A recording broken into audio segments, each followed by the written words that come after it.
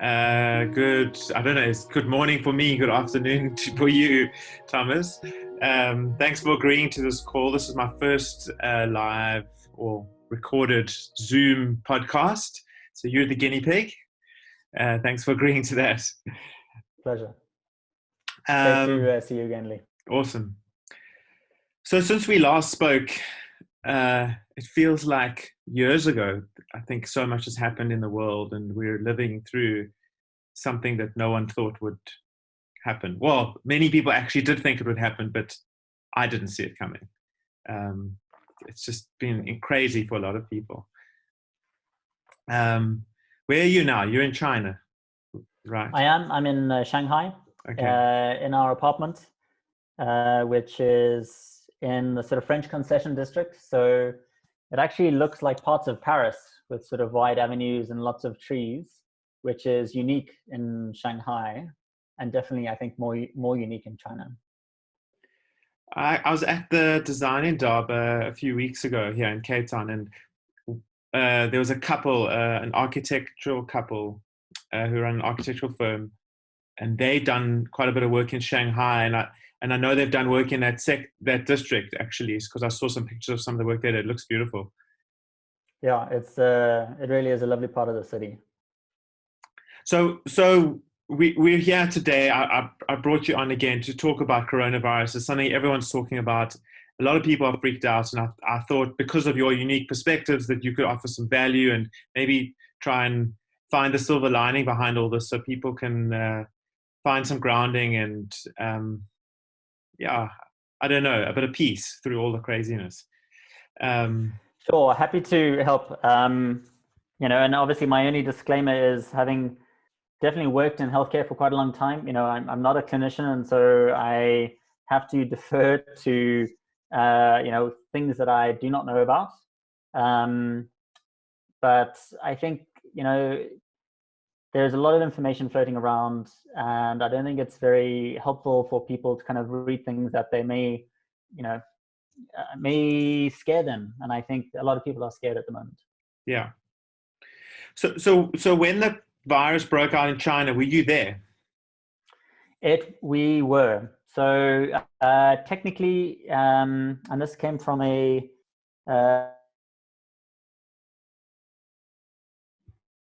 but I believe that actually the virus was first picked up in China in October. The Chinese actually only declared it, or kind of made it known publicly internationally, that there was something novel happening in December. I think the WHO obviously got wind of it, but I think in the popular news, people think that it only came onto the map in December, which is actually not the case. It was in December last year that the Chinese decided to kind of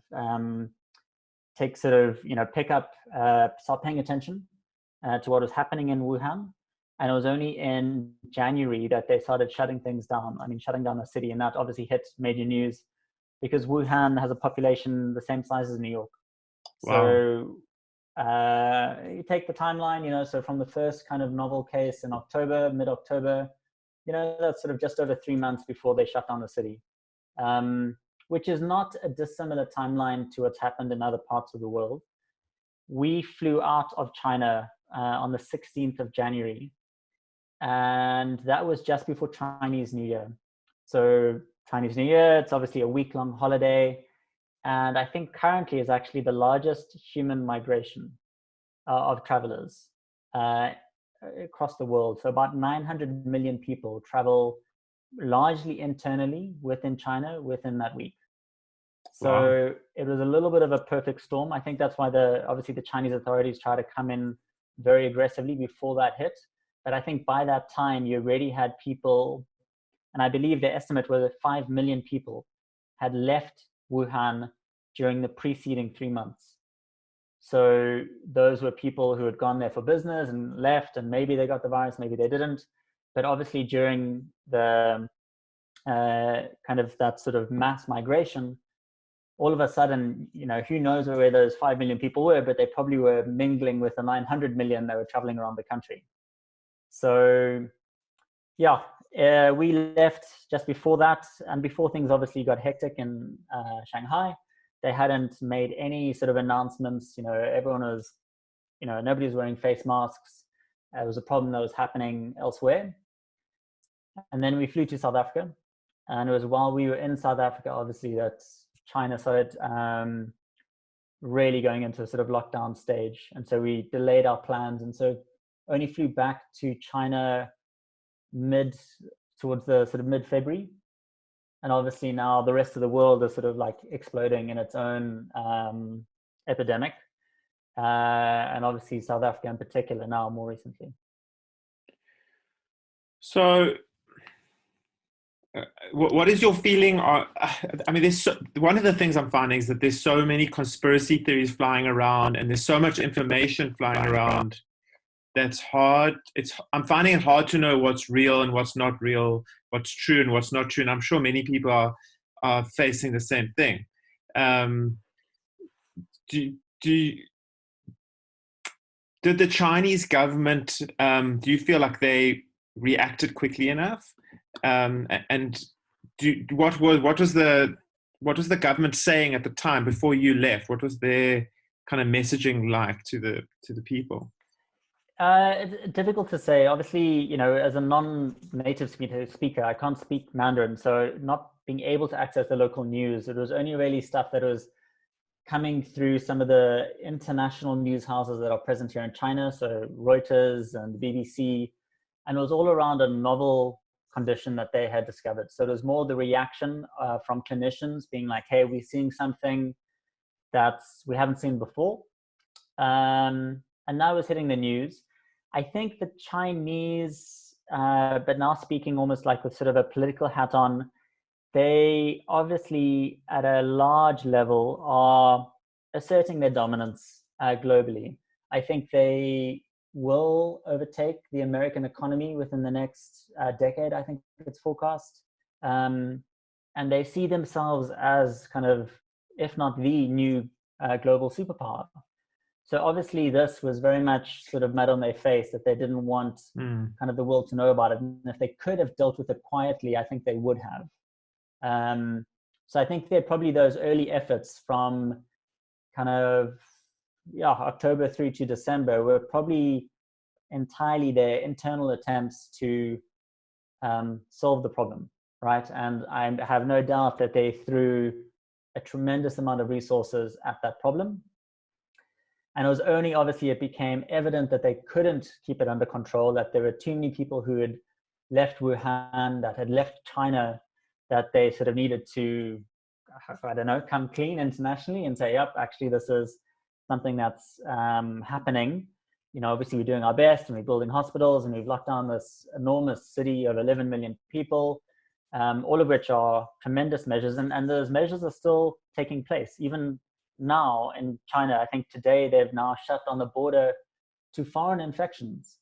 So they're not allowing any foreigners into China because that's now the source of infection. They've got their own kind of epidemic under control, which is impressive if you think about the volume of people here. And so now their greatest threat is actually from external. So the measures that they've been introduced to kind of shut things down is really impressive. But I think the misinformation that's supposed needs to be in the conspiracy theories around the origin of this. I think at this stage it needs to be said. I think there's probably a lot of guesswork from many sources, primarily because we just haven't sequenced this thing. We don't know exactly what it is, where it came from. In exactly the same way they have done that with HIV, for example. They know that it came from 2 species of monkeys, which somehow managed to the virus, the simian virus, which was an immune suppressant virus for one monkey type, got into another monkey type, and then it mutated in the new monkey.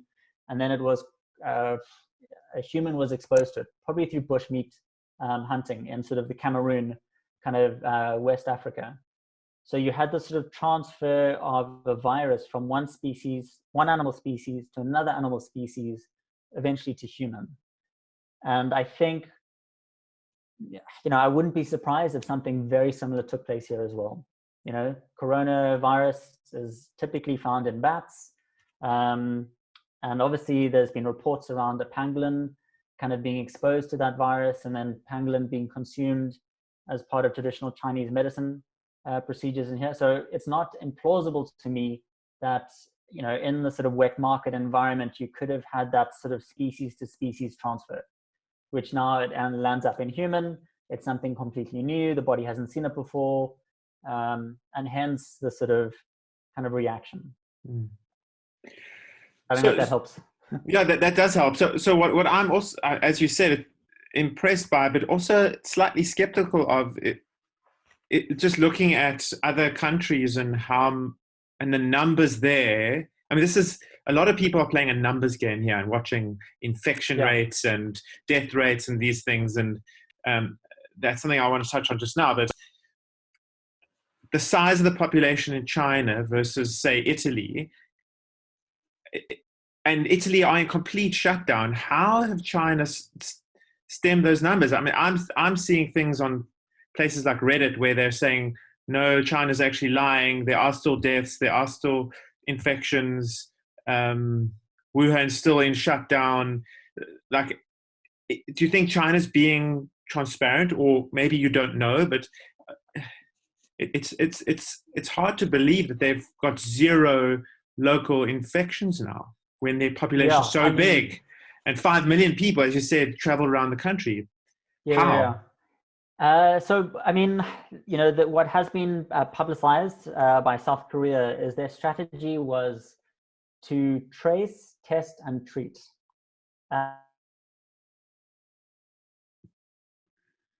Now, I think where China is probably still, and it's not for many good reasons, is tracing. So they immediately, they've no doubt, they've got very good relationships with platforms like WeChat and Alipay, which, you know, the majority of the country uses on a regular basis. So that's a phone-based application that gives you GPS location kind of every time somebody transacts with their phone. And some of the big cities now, including Wuhan, the vast majority of their transactions are done through their phone. So 96% of payments in Shanghai are done using your phone. Every time you open your app, they know exactly where you are, obviously, because they've linked you with a particular vendor. So the ability of the Chinese to trace, I think, surpasses probably any other country in the world. And so obviously, if they were to apply their mind to the resources to say, okay, you're now a positive case. Where have you been going backwards in time 2 months? And creating that network, because it is effectively a contagion network of contact. So I have like no doubt that, you know, there's some guys in a van, you know, on a radio to some like central, like, you know, data center where they're saying, right, go to this address, this person needs to be tested. Because we think, because of the possible contact that they had 3 weeks ago at a coffee shop, could have meant that that person has now got the condition. Wow. And so if you think about that, that's that. Whereas the rest of the world is being reactive, they're waiting for symptoms, they're waiting for people to come in, then they're testing you. And I think just radically, so when they talk about like flattening the curve, I think the strategy of tracing and that sort of detective work of trying to identify who is likely to have the condition, and then all you're doing is you're effectively, the moment you've identified that they are positive, I'm sure the quarantining effects, I mean, we don't see it as foreigners, but I have no doubt that the locals, if they were identified as being positive, it probably wasn't going to be a nice quarantining experience. You know, they would literally like completely isolate you. You're no longer going to be exposing yourself to anybody else. You know, your contagion effect has effectively been nipped in the bud. So I think that element of what they've done, I think, is hugely underappreciated. I think they also don't want to make it publicly known how much data they have on the population's movements that allows them to do that very intelligently. But I think it's obviously played out in a positive aspect in this regard. Mm. What came to mind when you were saying that, I think China's squashed the curve. They haven't flattened it. They've squashed it compared to the numbers in other countries. Yeah, I mean, I was reading a very, tragic report on the BBC this morning about a woman in America who was a doctor, and she had traveled to New York, and she was feeling terribly sick. All of the symptoms kind of came through. She wanted to get tested. She couldn't get tested, and the reason is they limited her testing to only if you'd come from a country that was high risk, or you had had contact with somebody that was tested. But because they didn't have effectively that data set to link her New York time to somebody who was, they were looking at her family. Oh, you went to visit family. Is there anybody in your family got the condition? No. So the ability to actually do that test satisfactorily was impossible. So as a result, she didn't pass the little checkbox exercise that they had for getting tested. So she wasn't allowed to get tested at any of the local clinics, at the hospital, you name it, until she developed pneumonia, had to go into the hospital now to get treated for critically serious pneumonia. And of course, eventually now in ICU, they do a swab test because they don't want the health workers to be exposed to somebody who's got the coronavirus. And of course, she's now positive. But she's been out in the world circulating for the 3 weeks since she came back and started feeling symptoms, which already is, 10 days after actually being first exposed and first becoming contagious. So the mind blows if you think about now that this particular woman, and it's obviously one case, that she's been out there exposing people for 5 weeks, where even if, she just had access to the test because they changed the rules in terms of who could get tested, hypothetically, you cut at least then you'd be cutting that from 5 weeks down to 2 weeks. But even then, I think the Chinese probably broke that down even further and probably turned that into like 5 days. So you're talking of like an order of magnitude in terms of the time, the potential time of exposing and infecting others. Yeah, that's scary. I heard a similar story about someone here in South Africa. They came from LA. They tried to get tested there because they weren't feeling well. Couldn't get tested because they hadn't been exposed. Similar kind of story. Started feeling better, was coming to South Africa to get married, came here, started feeling ill again, got tested here and got tested positive. So, and also like a 3-week time span. So they were tested. They're doing these like temperature tests in the airports here. He passed through that too. So, yeah, a lot of the measures are seeming ineffective at the moment. Yeah. And that scares me. Looking at America, for example, their numbers are exploding right now, and it's hard to know where that's going to go. Yeah. And I think, it's important that people understand, and I think this is really exposing, I'm not a germaphobe, but I read a really interesting article in the New Yorker about the head of the infectious disease unit at Columbia University. And this guy proclaims he's also not a germaphobe, but he obviously knows, all of the bacteria and the viruses that are out there. And so, his precaution is every time he just goes into the New York metro, he wears gloves and a mask. And he's done that now for, 10 years before any coronavirus came out there. People looked at him a little bit funny, but he's just like, I think it's probably for the best. And I think that at the moment we are realizing,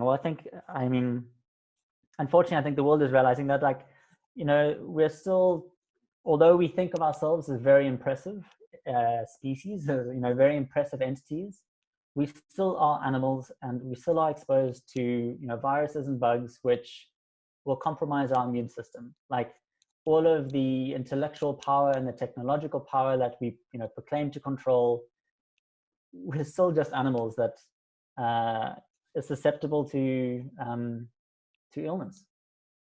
Yeah, I agree completely. I had a similar experience yesterday. I went to the shops. This was like the before shutdown shops, and you'd imagine that the shops were never going to be open again. It felt like that. There were so many people at the shops. And yet I was the only person I saw in the entire day yesterday, and I probably went to 4 different shops, who was wearing both gloves and a mask. Some people were wearing gloves, some people were wearing masks, and maybe that was only 10% of the people. everyone else was just behaving as if it was normal. Yeah. I felt like the weird guy in Woolies because I had both gloves and a mask. It Yeah. was bizarre.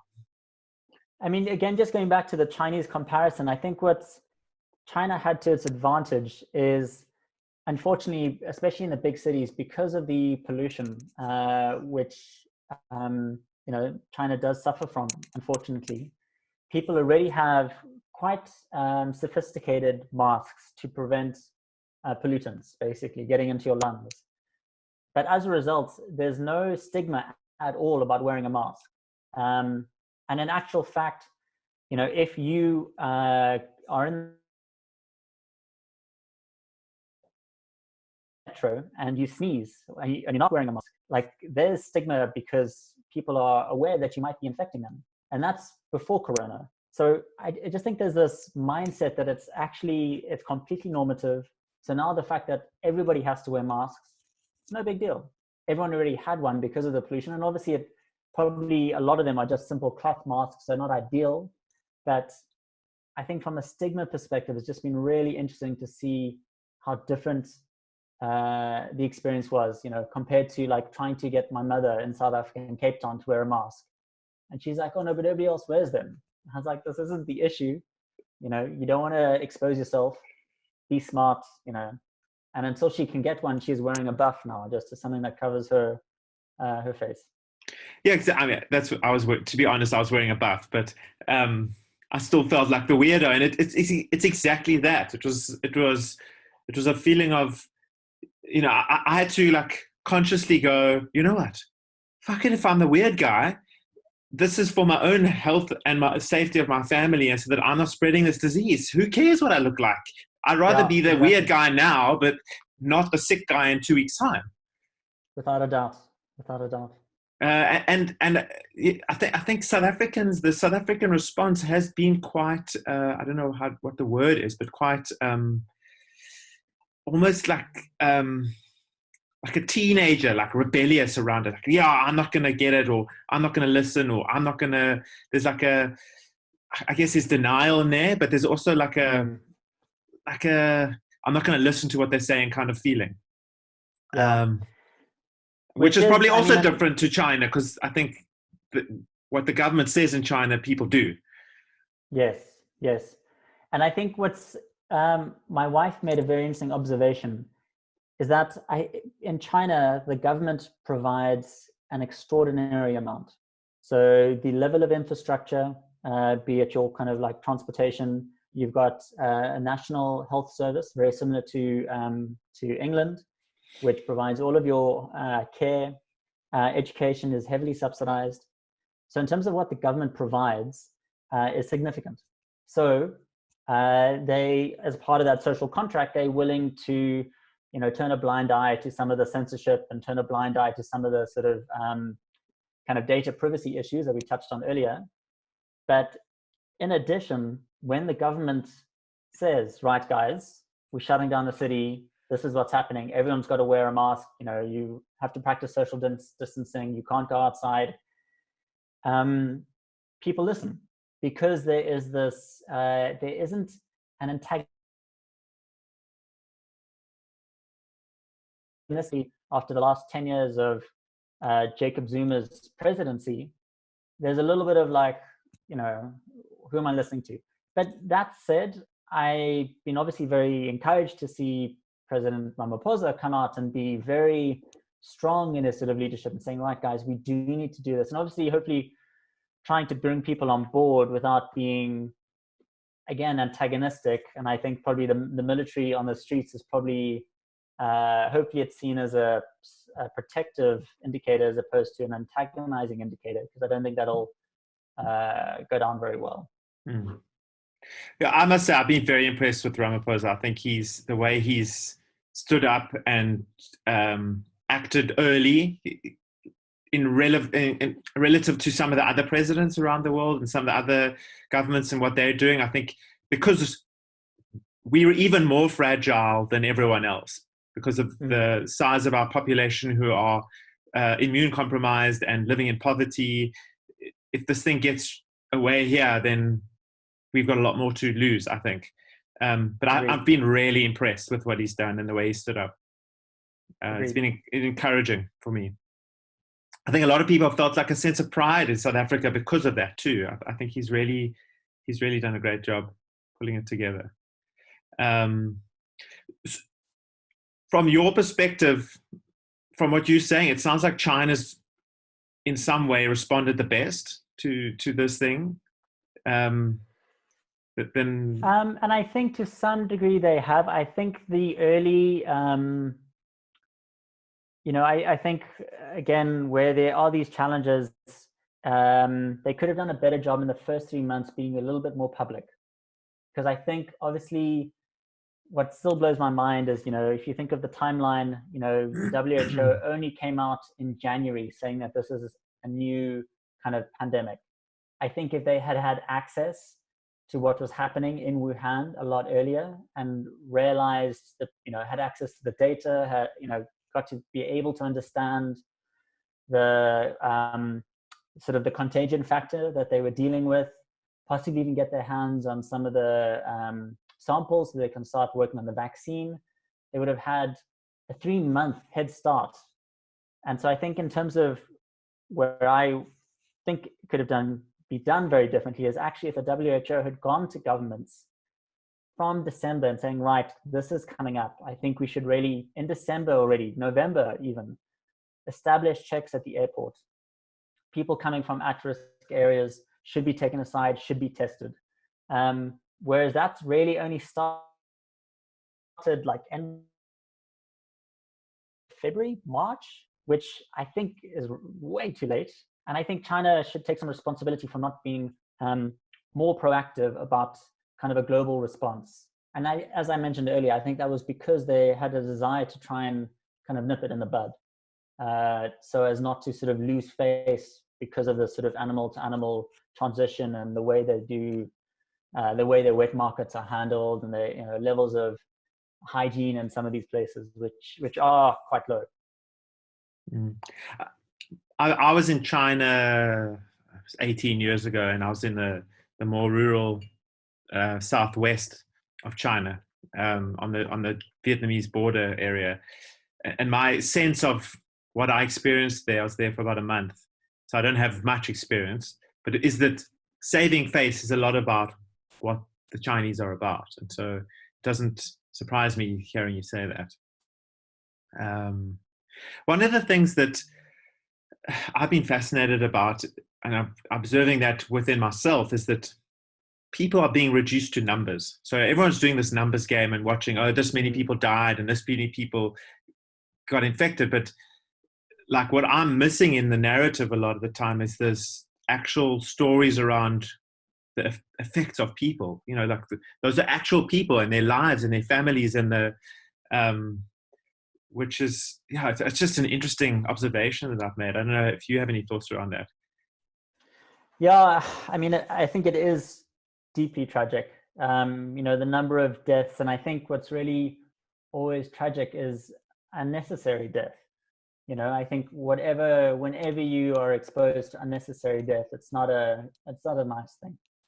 And I think that we should take this up, and there should be, ways of saying, like with any preventative measure, what can we do to prevent further loss of life? I read a very frustrating article this morning about a sort of a hard-nosed economist who was just looking at the numbers, and he was saying, how much life should we sacrifice for a loss in global GDP? And obviously the various strategies that are currently taking place, which largely now resolve around lockdown, will have a significant effect on the economy. Where, I mean, the main thrust of his argument was like, it's probably just going to be the old people who are not economically productive that are going to die. So just let the world get infected and we're going to lose the unproductive and not let the economy suffer. And I was like, wow.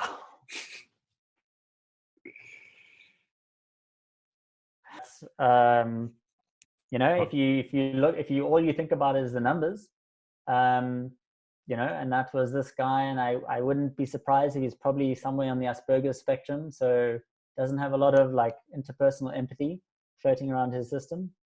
But yeah, it is difficult because I think there is a natural tension there. Healthcare providers are always focused on individuals. They look after people, right? And it's very difficult to not consider that personal relationship that takes place in the care, that you're caring for somebody who's now sick. To the other extreme, where is like an economist who's like doing some, models to say the economy is going to suffer so much. It makes sense that we, don't waste useless resources on looking after these people if they're going to die in 5 years on average anyway. Yeah, it's bizarre. I think that's a good segue into the financial aspect of this conversation, because that's the world that you are in now with your Frank app. Just to remind people who didn't listen to our previous conversation, do you want to just kind of summarize very briefly what Frank's doing, and then we'll come back to this conversation? Sure. Thanks. Happy to. Yeah. So effectively, we're just trying to democratize access to investing. 4% of the country invests, and I think that's terrible. Though about, the entire country puts away about 15 to 20% of their monthly savings, but a lot of that savings is just not doing anything. And I think what's been really interesting in this period at the moment is recognize people realize they need an emergency fund, because obviously this was unprecedented. Obviously this wasn't expected, but all of a sudden now people maybe have to go on, forced unpaid leave, or worst case, they're losing their job, or the company that they worked for goes under. All of a sudden now their income is under threat, and they need to access something to keep them afloat for a bit. So we've actually seen a really strong, a nice sort of uplift in numbers and interest, largely through social media, where people are like, I need help.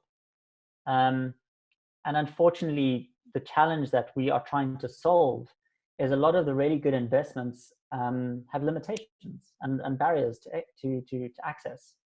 So, people can invest through the app without any minimum requirements. So, if you want to put in 20 Rand a month, which one of our users is doing regularly, we'll help you get like more than 7% interest on that 20 Rand a month. So we're trying to bring some of the best financial and make them accessible to everyone, really. Cool.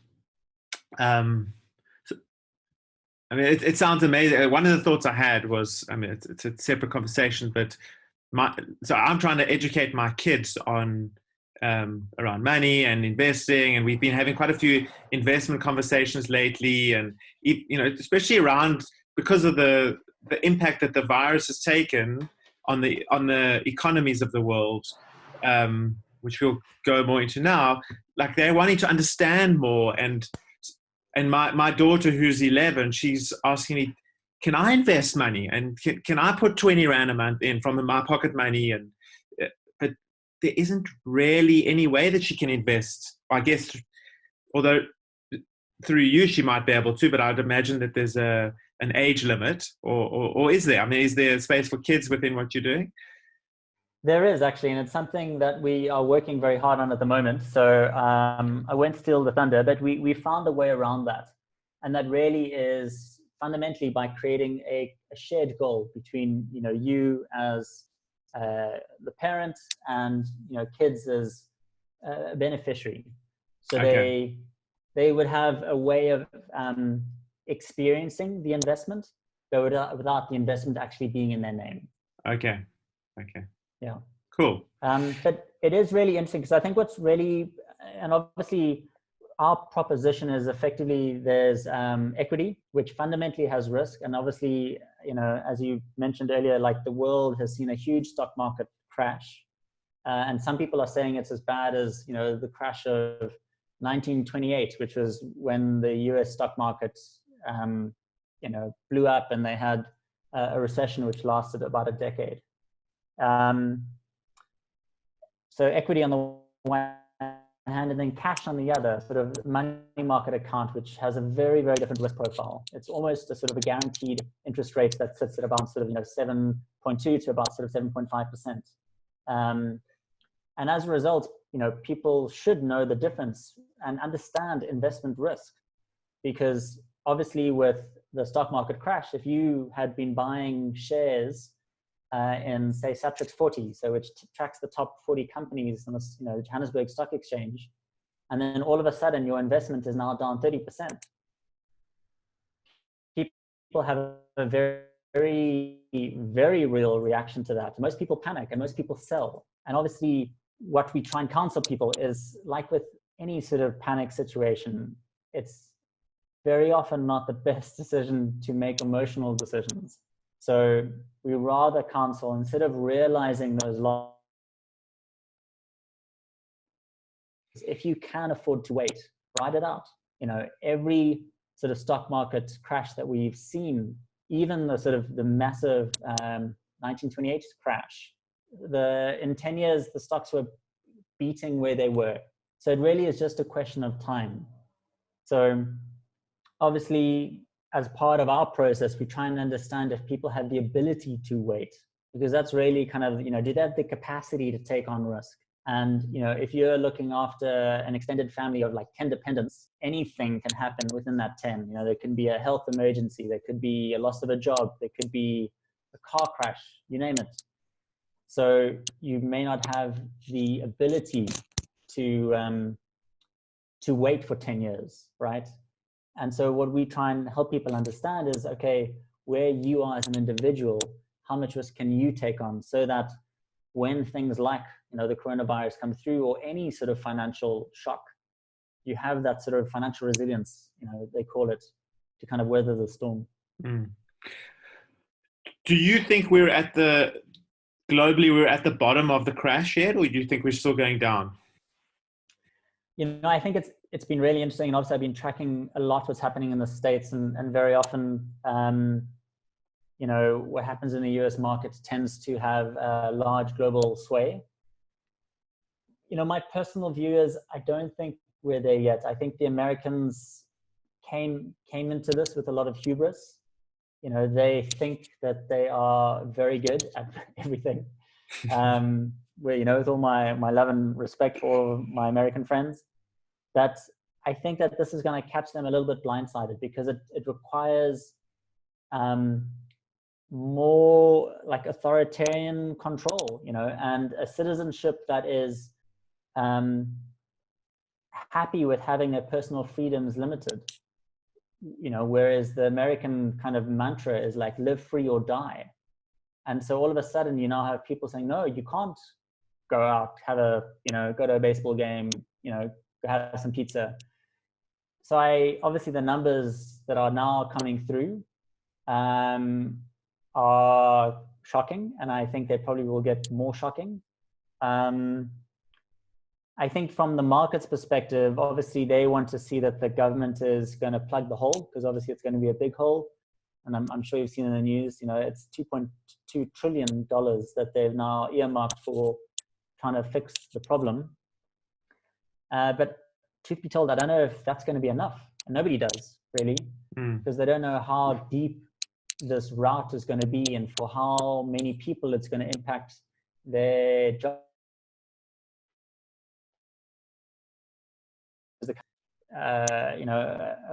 A member, a breadwinner within the family dies, and now they have to look after more people with a single income, you name it. So I think at this stage it's very difficult to predict. And so I'm not to say I'm on the fence, but I'd say I'm leaning towards thinking that we haven't got to the bottom yet. I think there's more bad news to come, and I think people should, prepare for that, both personally within their family, take precautions, try to stay safe, try and avoid any infection coming into their personal lives. But from an investment perspective as well, I think it's also being patient is probably going to be in a good decision. One of the other things that I'm seeing with this is that it's exposing a lot of things. I think on a personal level, on an interpersonal level, on a global level. And one of the big areas is the financial structures and the financial models that are currently running the system that we live in. It's all like a house of cards, and it's all very fragile. And living here in South Africa, it feels even more fragile.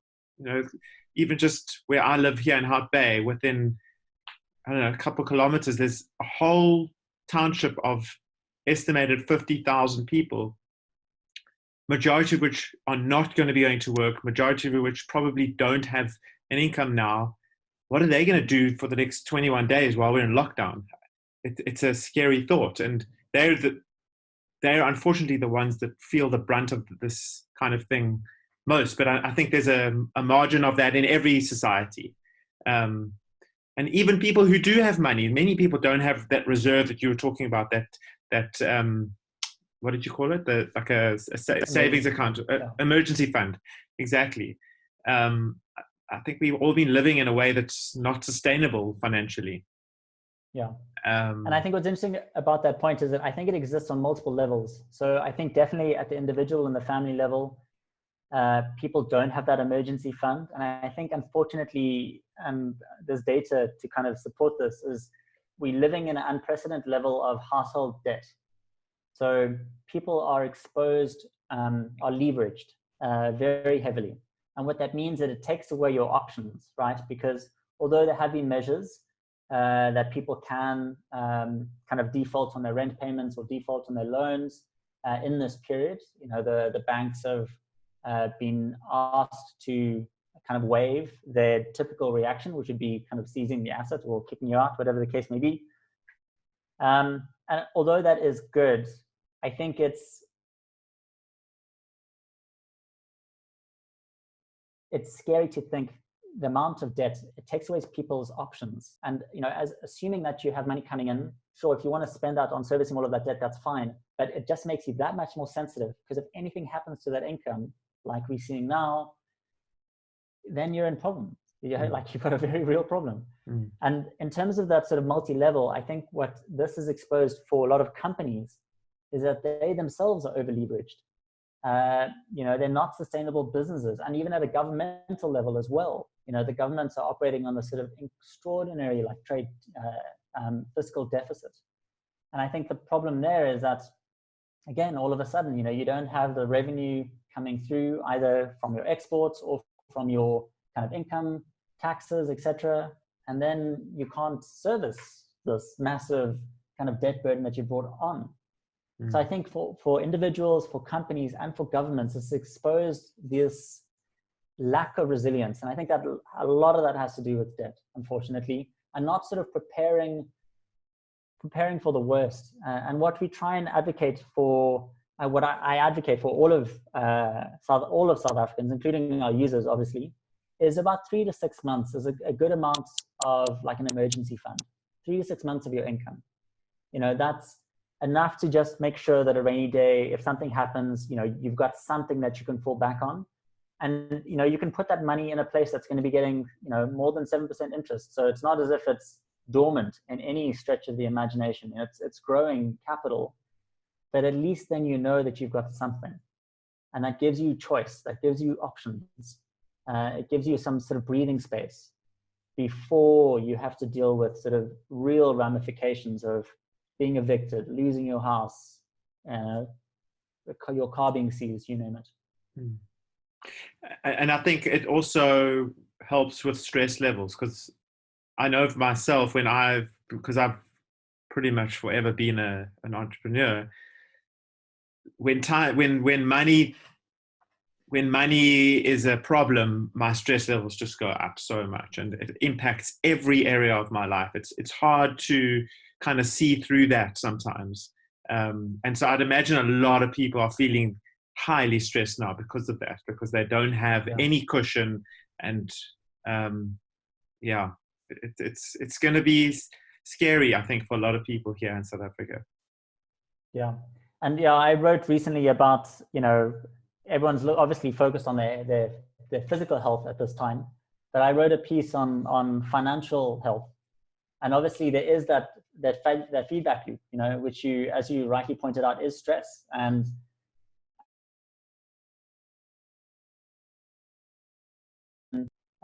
So people must remember that.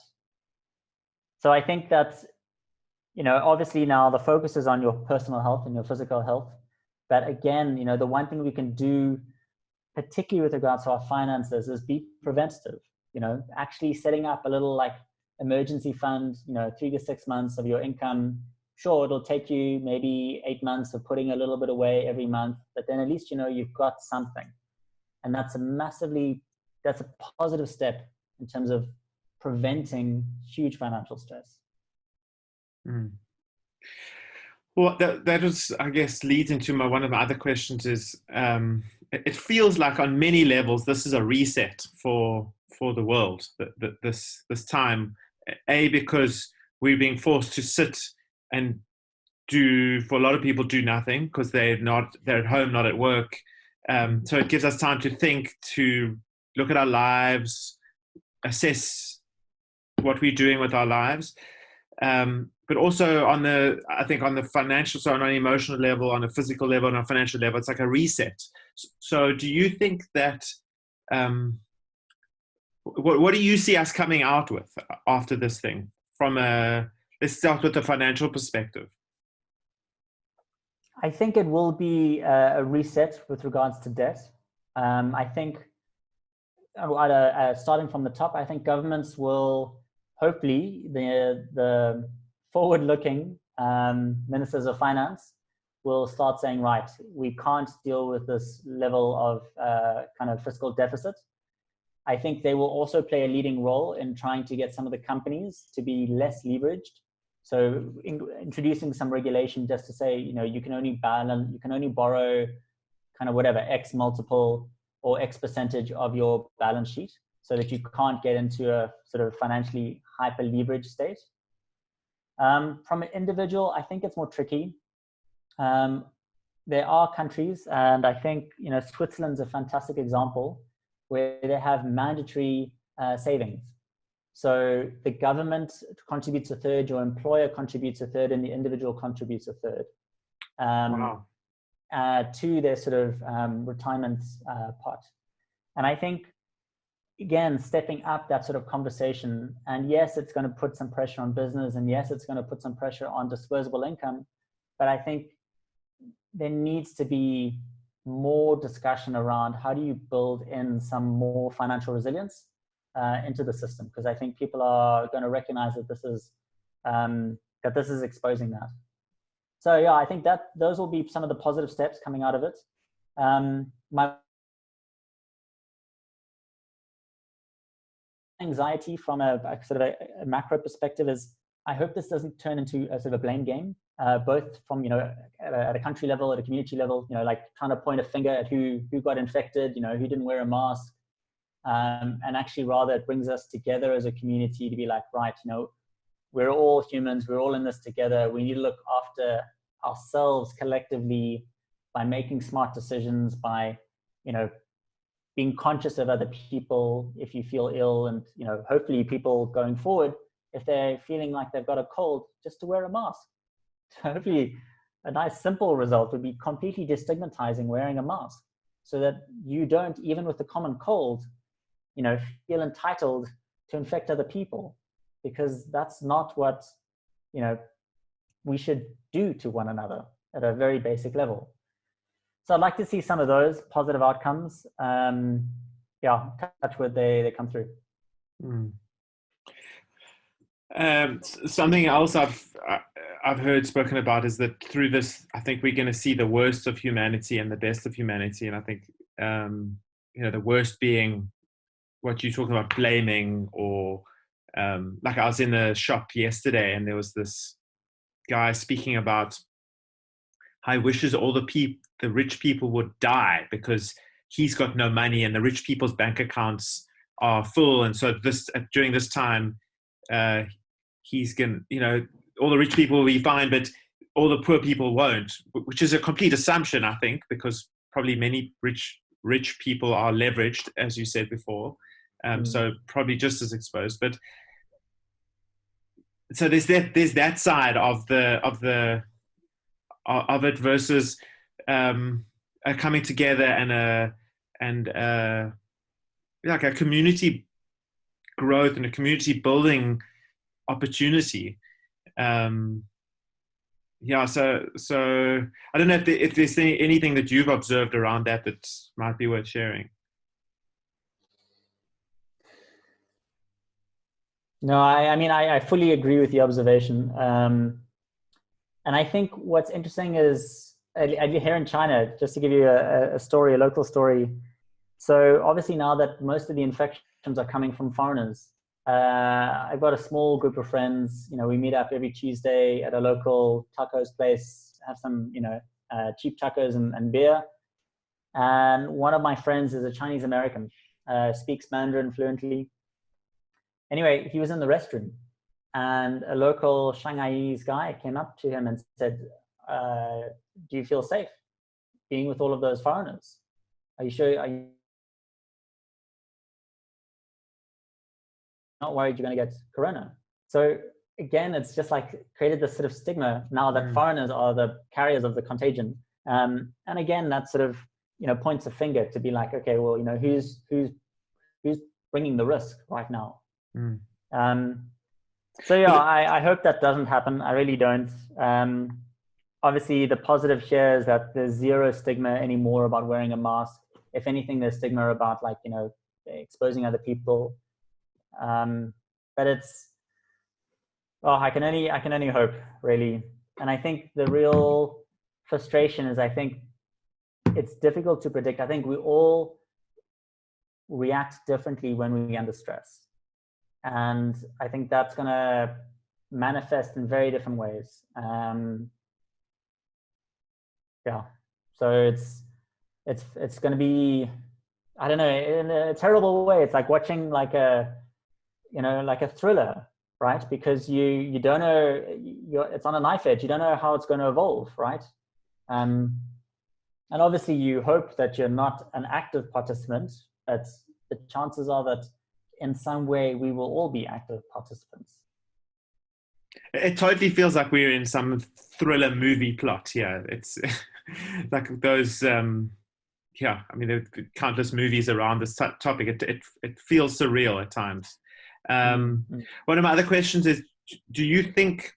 My feeling is we're not going back to normal. Like whatever normal was before is not ever going to be the same again. Like when 9/11 happened, it was a pivotal moment in history which changed a lot. Like no airport experience will ever be the same again after 9/11. And I feel like, do you agree that this is another point for us in history as humanity, that normal is going to be different from here on out? I do. But I think what's frustrating about it is, again, I really hope that change will be positive. And just to get like a simple example is, I like using the body as a metaphor, right? Is the immune system. Because I think the immune system is interesting. Fundamentally it needs to be challenged. That's how you build antibodies. And in the absence of challenge, you develop allergies. And so again, you kind of need that tension, right? You don't want to overload the immune system because that can kill you, but nor do you want to not expose it at all so that you become completely allergic to anything foreign. And so I'm anxious that, the new normal is like, right,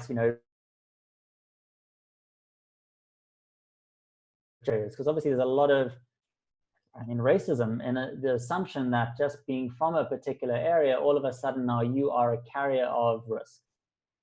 And that's dangerous, right? That's dangerous because the moment you stop that sort of integration, there's no challenge of ideas. And I think, the idea of ecosystem is so fragile as it stands anyway, because of social media polarizing into their own little kind of vortices, that I think if you don't have more, we need more of that in a healthy way, not to say that one group is better than the other, or that you need to listen to what I have to say, or you have to agree with what I have to say.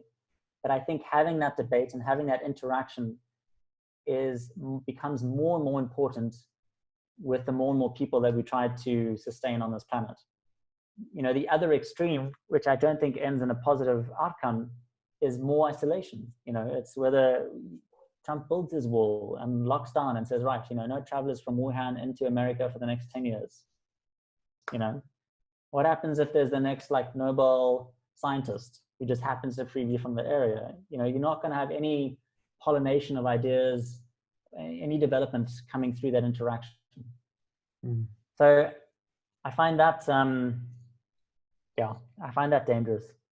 Mm. So I really hope that the step change is more around, right, as a community, as a country, as a government, as a world, we need to put better measures in place to be more proactive and more preventative.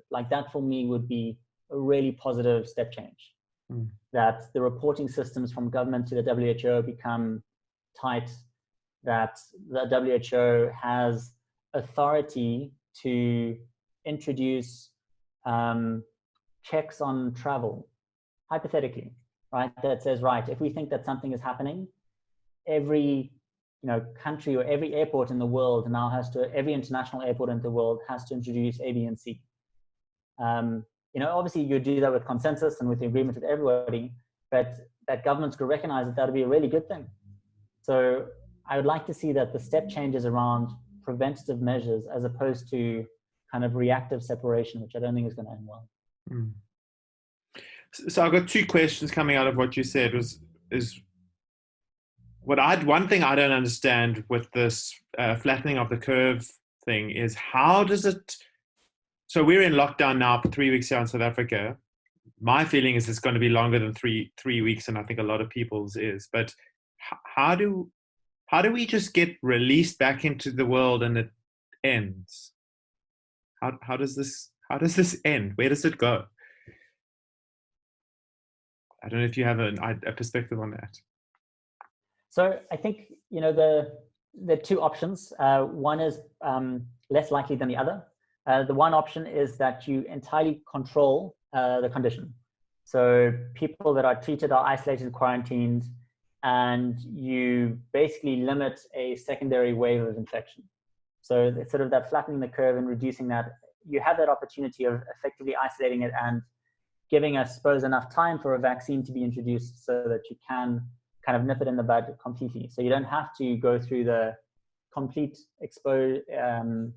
infection cycle, which the estimates are about 60% of the world's population. So that would be extreme. I don't know about the likely chances of that. It's going to be interesting to see. Obviously, I think China demonstrated that it can be done. I don't know if other places can do that as effectively. The other, which is probably the more realistic, is, again, you just try lockdown, which I think is a nice flipping the switch to make people realize that, okay, this is real. We have to take on personal precautionary measures of getting infected. That does, in a very simple way, just delay infection. So less people are getting infected, and more people are taking precautionary measures. And so you're effectively just reducing the number of people that will get infected over time. There will unfortunately probably be the same mortality rate. The likelihood of the condition, the disease changing is small. So it could still have the same impact, but you're not going to overload the healthcare system. You're not going to overload the economy or destroy the economy. So I think my policy desire, I suppose, would be saying right, after we think that we've got the worst of the rapid spread under check, let's allow people to go back to work, but still kind of keep a messaging around let's not go to watch a rugby game, together. So you reduce the opportunity of widespread kind of infection, and then just continue to deal with that sort of slow but surely kind of infection coming through. But everybody that needs to be critically looked after can be critically looked after and avoid that unnecessary death. Because obviously if that doesn't happen and you have that massive flux of infection, you've got, the percentage of people, I think it's currently sitting at about sort of 5% need critical care. And if they don't get critical care, they will die. And I think people should appreciate that. Although people say this has a mortality rate of only 1%, that's 1% with the availability of critical care. And already now, I think they're starting to see that in parts. So the mortality rate is increasing in those areas because, not because the disease is fundamentally different, it's just they can't get the care that they need in order to survive. And I think that's, so I mean, one of my biggest issues with this economist I mentioned earlier, who was doing that very brutal cost-benefit analysis, is to say, he was looking at a mortality rate of whatever it is. I think it's like just slightly less than 1% or around 1%. If that were 5%, that's a different story. If that was 10%, so those upper mild cases, without getting any healthcare, end up being critical cases. That changes that should change his kind of economics a lot. But that wasn't factored into his analysis. Mm. My other question is around, and it's more, I guess, on a positive side, and it spans across, I think, multiple areas. Is what's the opportunity here? So, from a financial perspective, do you think if someone does have spare cash, this is a good time to look at investing because the market's so low and there's an opportunity to see a good upside, even though we don't want to take opportunity out of a bad situation, but there is an opportunity, right? Yeah, without a doubt. So from an investment perspective, if you have some cash and if you are thinking investing for the long term, do that. It's a great decision. Like, you're basically looking at a 35% discount. And if you were to put it in another context, like if you could have a mountain bike at a 35% discount, or if you could have a car at a 35% discount, would you buy it? Hell yes. Mm-hmm. So from that perspective, I think it is a positive opportunity because it is such a discount on the market. I think that the positives from an individual perspective is just general more awareness around health prevention. Again, personally, some of the habits that we have, the contact that we have, let's find that, positive prevention methods of whatever, it's washing our hands or just being more conscious if we are sick to wear a mask, as I said. So those would be sort of like positive spins. I think the one thing that obviously that we're seeing at the moment is even people that are not yet in a position to invest in equity, because as I mentioned, they maybe don't have the ability of thinking long term. We've definitely seen an interest in investing, and we've had a growth in our numbers because people are thinking about this. They realize they don't have an emergency fund, and so that's a positive thing. If this is a bit of a kick up the arse to be, I've actually just got to do it. So I think it's a catalyst for action, hopefully in a positive way. Mm.